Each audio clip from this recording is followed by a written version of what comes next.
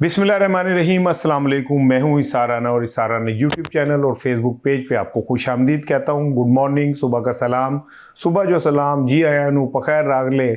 आपको बहुत बहुत आज के दिन के ऊपर मेरे दिल से दुआएं हैं। आप शाद रहें, आबाद रहें, दायरे खैर में रहने वाले मेरे पाकिस्तानियों के लिए स्पेशल आई लव यू। आप हमारे हीरो हैं। आज जुम्मा है, 27 मार्च है, 7 शवाल है, 1447 हिजरी है। आज के दिन पाकिस्तान के अंदर, वैसे तो पाकिस्तान एक ऐसा मुल्क है जहाँ तूफ़ान दीवारों फसीलों दर में रहते हैं। हमारा हौसला देखो, हम ऐसे घर में रहते हैं। हम तो उस घर में रहते हैं जहाँ रोज़ाना कोई ना नवा ही पंगा पिया होता है, कोई ना कोई नया ही काम पिया होता है। लेकिन अब पाकिस्तान में अगर आप कभी नोट करें तो कभी आपने सुना है कोई जो 40 50 60 साल वाले लोग हैं, कभी ज़िंदगी में सुना है कि जी पाकिस्तान बड़ा पुरसकून माहौल से गुजर रहा है? हर बारी हम तो ऐसा लगता है तांगे में बैठे हो। तांगे वाला किसी दौर में, जो मेरे एज के दो लोग हैं उन्हें पता होगा तांगे का, वो तांगे वाला कहता था बच मोड़। तो हम हमेशा मोड़ते ही बचते रहते हैं। एक तो मोड़ आया हुआ है यूरोपीय यूनियन का, GPS प्लस जो है वो ख़तरे में है। और कासिम खान साहब जो इमरान खान साहब के साहबजादे हैं, उन्होंने जाके तो वहाँ पर टल खड़का दी है और उसके बाद हुकूमत में मच गई खलबली। ये आज का मेरा टॉपिक बड़ा इंपॉर्टेंट है कि इसके असरात क्या होंगे कासिम खान की इस तकरीर के, और इसका एक्चुअली बैकग्राउंडर है क्या। और कासिम खान को अचानक ये कहाँ से ख्याल आ गया कि जी चलो जाके उसे खिताब करो। इसके पीछे एक बड़ी बारीक वारदात है जो अडयाला से ही डाली गई है, ये बात करूँगा। दूसरी इंपॉर्टेंट चीज़ जो है वो ये कि आज PTI का बड़ा D-Day है और आज के दिन से वो एक तहरीक का ऐलान करने जा रहे हैं। ये तहरीक क्या होगी, कैसे होगी, किस तरह होगी, इमरान खान रिहाई फोर्स क्या करेगी भी कि नहीं करेगी, कि खाली हमें थुकानल पकौड़े तल दी रहेगी, कुछ होगा कि नहीं। दूसरी बड़ी इंपॉर्टेंट चीज़ है। तीसरी, आज मैं बात करूंगा जनाब आलिया हमज़ा के हवाले से। मैंने आपको बताया था कि आलिया हमज़ा की गिरफ़्तारी बड़ी मशकूक है। अब कोई कुछ भी कहे जी ये क्या कहते हैं, फरमाइशी गिरफ़्तारी है। कुछ मुखालफिन ने कहा जी, उन्होंने खुद, मैं कहता हूँ जो ये दावा करते हैं ना, वो 5 मिनट अब फरमाइशी गिरफ़्तारी करके दिखा दें अपनी, मैं उन्हें मान जाऊँगा। भाईजान, उसे 10 साल की कैद की सज़ा हुई हुई है। अब अगर वो गिरफ़्तार हो गई है तो अब उसका बाहर आना मुमकिन नहीं है। 10 साल के लिए तो वो गई। हाँ, हालात पलटा खा जाए तो मैं कह नहीं सकता कि क्या हो। और सबसे इम्पॉर्टेंट चीज़ ये है कि खार्क के ऊपर हमला जो है वो तैयार है और जनाब अली वहाँ जंग छिड़ चुकी है। और इस जजीरे पे अगर कब्ज़ा हो गया तो समझ लें कि इस खित्ते के ऊपर ईरान का तसल्लुत कामयाब, अमेरिका का तसल्लुत कंप्लीट हो जाएगा। लेकिन पहले सबसे पहले चलते हैं। गुज़िश्ता रोज़ कासिम खान ने, इमरान खान साहब के साहबजादे ने, यूरोपीय यूनियन के साथ वो जो अक़वाम मुत्तहिदा की इंसानी हकूक़ की कौंसिल है उसमें ख़िताब किया।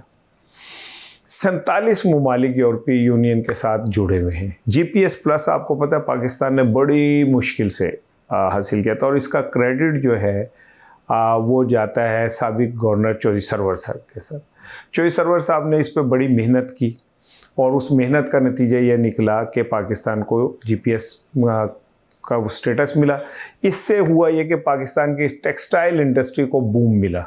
आपको याद है इमरान खान के दौर में आलम ये था फैसलाबाद में कि कारकुन ढूंढने से नहीं मिलता था, फैक्ट्रियों में रश थे, सुबह दोपहर शाम काम हो रहा था। और हमारी टेक्सटाइल इंडस्ट्री जो थी वो इस सतह पे चली गई थी कि भारत को उसने इंटरनेशनल प्लेटफॉर्म पे पछाड़ दिया था।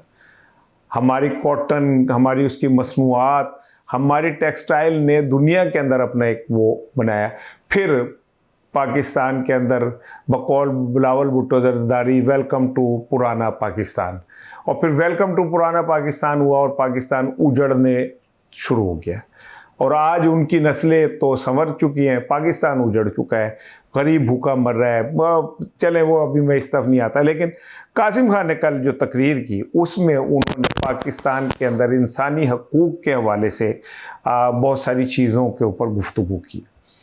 जबर के हवाले से, ये उनके मैं कोट कर रहा हूँ जो उन्होंने कहा। मैं कोई आप किताब तो कीता नहीं ना मैं करन जोगा। जो कासिम खान ने वहाँ गुफ्तगू की उसमें उन्होंने पाकिस्तान के हालात पे बड़ी तफसील के साथ रोशनी डाली। और वहाँ पे मौजूद जो नुमाइंद थे, मंदूब थे, जो क्या कहते हैं वो थे, उनकी तवज्जो दिलाई कि देखें पाकिस्तान में इंसानी हकूक़ के साथ क्या कत्लेआम हो रहा है, किस तरह अदम बर्दाश्त जो है वो बढ़ती जा रही है। वो आपको कोई बंदा पसंद नहीं है उसे उठा लें, आपको कोई बंदा पसंद नहीं है उसको खामोश करा दें।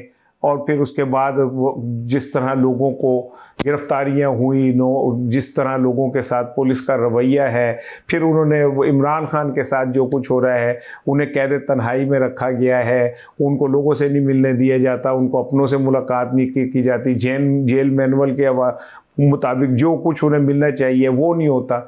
एक तफसीली रिपोर्ट उन्होंने दी। अब समझें, GPS प्लस जो यूरोप का है वो इंसानी हकूक़ के साथ जुड़ा हुआ है। अगर ये बात वो वहाँ प्रूव करने में कामयाब हो जाते हैं तो पाकिस्तान का ये स्टेटस ख़त्म हो जाएगा, जिससे पाकिस्तान के जो टेक्सटाइल इंडस्ट्री है वो उसमें तबाही फिर जाएगी। पहले ही वहाँ पे बिजली की महंगी बिजली, लोड शेडिंग, गैस की अदम फरामी और एनर्जी क्राइसिस की वजह से वो इंडस्ट्री आलमोस्ट तबाही का शिकार है। और अगर ऐसा हो जाता है तो पाकिस्तान को माशी तौर पे इतना बड़ा झटका लगना है कि आप सोच नहीं सकते। यही वजह है कि हुकूमत इस कासिम खान की इनिंग से परेशान हुई है। पहले आज़मा बुखारी साहिबा ने तफसीली एक प्रेस कॉन्फ्रेंस की और उसमें उन्होंने कासिम खान और इमरान खान का, खैर वो जिस अंदाज में इमरान खान का जिक्र करती हैं वो एक अफसोसनाक बात है। इमरान खान से सियासी इख्तिलाफ होना अपनी जगह पे, लेकिन उसके सियासी कद पे तो कोई दुनिया की ताकत उंगली नहीं उठा सकती। इस टाइम वो दुनिया का जो टॉप 5 लोग हैं मोस्ट इन्फ्लुएंशियल, उनमें वो एक शामिल है। और पाकिस्तान के अंदर उसकी मकबूलियत इस लेवल पे है कि आज तक हिस्ट्री में इतना मकबूल लीडर पाकिस्तान को कभी नहीं मिला। यानी कि जो वाशिंगटन पोस्ट एक आर्टिकल था उसमें का जिंदा मुर्दा, असली नकली, ख्याली, कोई भी बंदा, औरत मर्द, जो मर्जी कर लें, आज तक इमरान खान से ज़्यादा शोहरत किसी को नहीं मिली पाकिस्तान में। बल्कि दुनिया के अगर इस वक्त रैंकिंग देखी जाए तो इमरान खान की पॉजिटिव शोहरत जो है वो दुनिया के किसी भी बड़े लीडर से ज़्यादा। उसके लिए तू तड़ाक करके बोलना और वो यूँ था ज़रा थोड़ा सा मेरा ख्याल है कि इस पर रख रखाव रखना चाहिए। ये ऐसे ही है जैसे PTI वाले जो है नवाज शरीफ साहब के लिए, नवाज शरीफ तो तू ऐसा है, नवाज शरीफ तू ऐसा है, या मरियम तू ऐसी, एक बुरी बात है। तो इमरान खान का तो कद भी इतना बड़ा है कि ये जो लोग बात कर रहे हैं आम हालात में तो ये शायद इमरान खान से मुलाकात भी ना कर सकें। एनीवे वो उनका जो वो जाने, मेरा तो काम है भाई साडा काम में टल खड़का देना, चंगी गल कह देना, कुछ मन्ने ना मन्ने। लेकिन बहरहाल अक़वाम मुत्तहिदा में आपको पता है कि वो यूरोपीय यूनियन ऑलरेडी इंतखाबात के हवाले से जो रिपोर्ट बना के गई है वो अब पब्लिश नहीं हुई अभी तक, क्योंकि यूरोपीय यूनियन के ऑब्जर्वर्स का ये कहना था कि इंतखाबात में छोटे पैमाने पे नहीं, बहुत बड़े पैमाने पे धांधली हुई है। अभी वो रिपोर्ट भी उनके पास सेफ है। आपको याद होगा कि अमेरिकी कांग्रेस के अंदर 90% अक्सरियत के साथ कांग्रेसमैन ने पाकिस्तान के जुडिशरी ने और बाकी निज़ाम के ऊपर उंगलियां उठाई और इंसानी हकूक़ के हवाले से गुफ्तगू की। मैं अपने पाकिस्तान के साथ खड़ा हूँ, मैं पाकिस्तान की अलग खुशहाली के साथ खड़ा हूँ। लेकिन अगर हम किसी को बुरा कहते पहले ज़रा अपनी मंजी थले डांग फेर ली है तो ज़्यादा बेहतर नहीं। आलिया हमज़ा की गिरफ्तारी को अब आलमोस्ट 48 घंटे हो गए और आलिया हमज़ा का ये नहीं पता चल रहा कि क्या हुआ उनके साथ, कैसे हुआ उनके साथ, कौन क्या सर्च वारंट थे। जो उनके इर्द गिर्द के घर वाले हैं डिफेंस के अंदर, जो और घर हैं, उनसे लोग CCTV की फुटेज मांग रहे हैं। वो इतने खौफजदा हैं कि वो फुटेज देने के ऊपर तैयार नहीं है। वो कहते साढ़े को है कोई नहीं, एडे अमीर लोग और कैमरे नहीं लगे हुए, ये कैसे मुमकिन हो सकता है भाई? डिफेंस में रहते हैं, मेरे तक कच्चा रावी रोड पर थोड़ी रहते हैं जितने साढ़े मोबाइल का कैमरा भी काम नहीं करता। वहाँ तो हर घर के बाहर कैमरे लगे, लेकिन कोई वीडियो फुटेज देने के ऊपर तैयार नहीं है। इसी तरह अब सलमान अकरम राजा साहब जो है वो फ्रंट पे आए हैं और पंजाब के मामलात को वो बराह रास्त खुद देखेंगे। ज़ाहिर है आलिया हमज़ा का जो एक वैक्यूम बना है, खला बना है, वो इतना आसान नहीं है उसे फिल करना, लेकिन इसके बावजूद भी जाहिर अब कुछ ना कुछ तो करने हैं, क्योंकि आज जब आप ये मेरा वीलॉग देख रहे होंगे तो पिशावर इंटरचेंज के ऊपर अरकान असम्बली इकट्ठे होने शुरू हो गए होंगे। पूरे पाकिस्तान के अरकान असम्बली आज इकट्ठे होंगे और आज से तहरीक का ऐलान हो जाएगा। आज से पूरे पाकिस्तान में तहरीक का ऐलान हो जाएगा। यही खौफ है जिसकी वजह से पंजाब में रास्ता रोकने के लिए अली हमजा को गिरफ्तार किया गया। लेकिन पहले मरहले में केपी के अंदर एहतिजाजी कैंपों का जाल लगेगा। ये कितना कामयाब होता है मुझे नहीं पता, कौन कौन बैठता है मुझे नहीं पता, लेकिन केपी जड़ा बैठेगा वो बैठ सकता है, उन्हें को पुलिस नहीं चुक के ले जा सकती। हाँ, मेरा ख्याल है सुहेल आफरीदी प्लान ये कर रहे हैं कि कैंप ऐसे लगें कि ट्रैफिक ना खलल हो, कोई चोर ना हो, ताकि उन पर कोई और प्रेशर ना आए।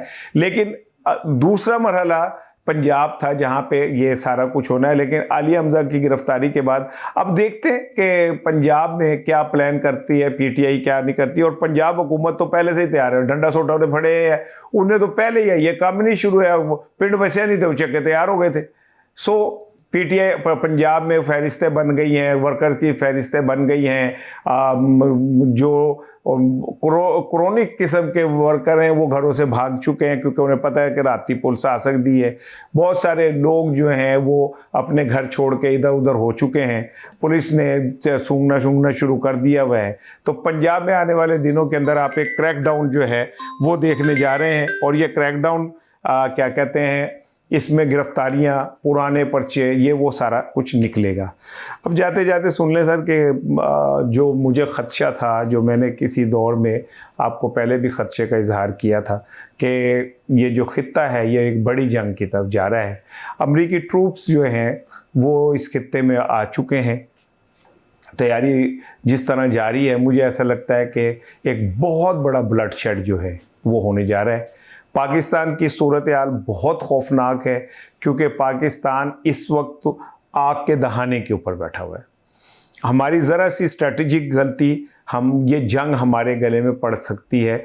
यही इस वक्त, अब मुझे इस सियासी हुकूमत से तो कोई खैर वो नहीं है, लेकिन ये कि ये मरहला ऐसा है कि पाकिस्तान के लिए ये एक ज़रा सी लर्जिश इतना बड़ा नुकसान का सबब बन सकती है। अल्लाह माफ़ करे, अल्लाह माफ़ करे। मुझे हर हाल में अपने वतन से मोहब्बत है। मैं अपने वतन के साथ खड़ा हूँ। अपने तमाम तर इख्तलाफात, एहतिजाज के बावजूद मैं इस मुल्क की सलामती चाहता हूँ।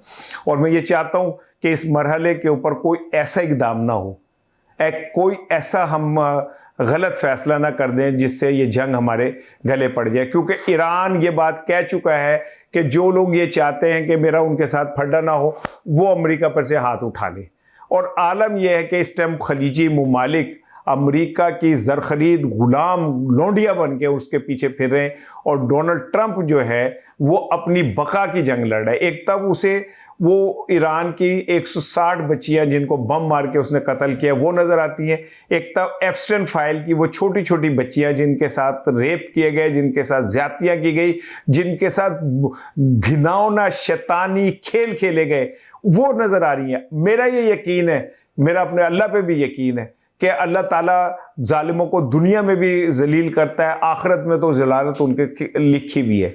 और ईरानी क़यादत जिस तरह अपनी पैरों पे खड़ी होकर मुकाबला कर रही है, वो ये बात समझ लें कि ठीक है, जल्द बदेर हो सकता है खाक पे कब्ज़ा हो जाए, कुवैत की ख्वाहिश पूरी हो जाए। मुस्लिम ममालिक, ये हिस्ट्री में लिखा जाएगा कि जब यहूदी और ईसाई मिलकर एक मुसलमान मुल्क को तबाह कर रहे थे तो उनके पीछे मुसलमान मुल्क उन्हें पैसे भी दे रहे थे, असला भी दे रहे थे, उन्हें हर तरह की सपोर्ट दे रहे थे।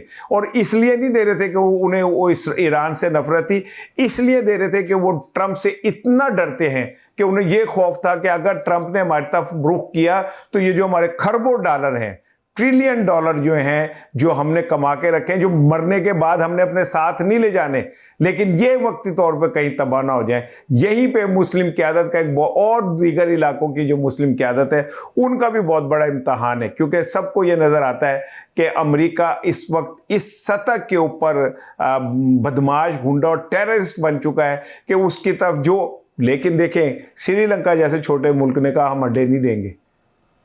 जर्मन को देख लें, स्पेन को देख लें, कनाडा को देख लें, डेनमार्क को देख लें, वो खड़े हुए ना, उन्होंने स्टैंड लिया ना। हम मुसलमान, हम कहते हैं ईया का नाबुदु व ईया का नस्तईन, तो कहते हैं अमल और यकीन भी है कि नहीं। और जिस शख्स को इस जुमले पे यकीन था, जो अपनी हर गुफ्तगू के पहले कहता था ईया का नाबुदु व ईया का नस्तईन, हमने उसे जेल में फेंक दिया। और आज उसके बच्चे अक़वाम मुत्तहिदा का दरवाज़ा खटखटा रहे हैं अपने बाप के इंसाफ के लिए, और हम कहते हैं कि ये बकवास करते हैं, झूठ बोलते हैं। हमने कभी ये नहीं देखा कि दुनिया हमें कैसे देख रही है। ठीक है, हमें हालात अच्छे मिलते जाते हैं, जंग आ गई हमारे तो दुनिया का ध्यान बढ़ गया और भी वो कोई, लेकिन ये चीज़ें सेटल होंगी तो पाकिस्तान से सवाल होगा, ज़रूर होगा। मेरा ख्याल है कि हमें इससे पहले पहले अपनी सफ़ों को ठीक कर लेना चाहिए। अस्सलाम वालेकुम।